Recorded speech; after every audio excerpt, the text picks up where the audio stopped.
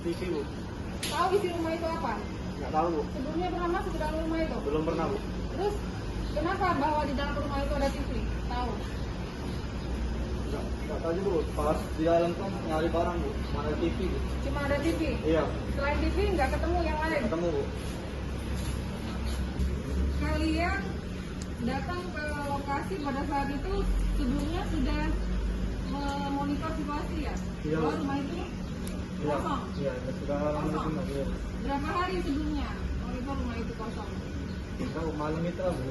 Malam itu lah. Tahu pemilik rumah berada di mana? Tahu di mana?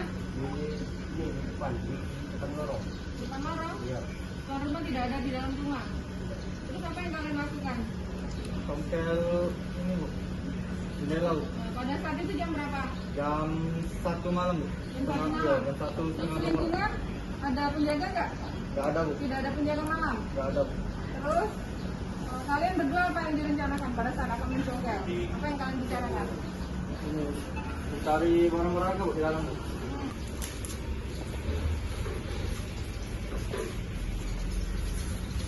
Itu kita konfirmasi. Kedua pelakunya seperti apa, atau mungkin mengincar rumah tetangga atau mengetahui di dalam rumah kosong atau seperti apa?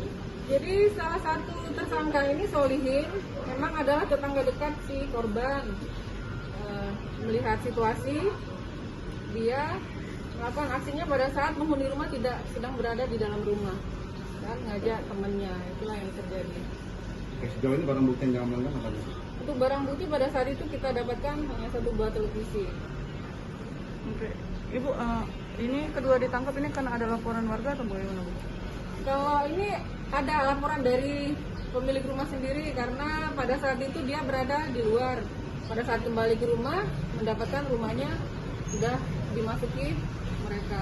Untuk pasal yang dikenakan, untuk pasal sementara kita terapkan ke pasal 363. Ancaman hukum.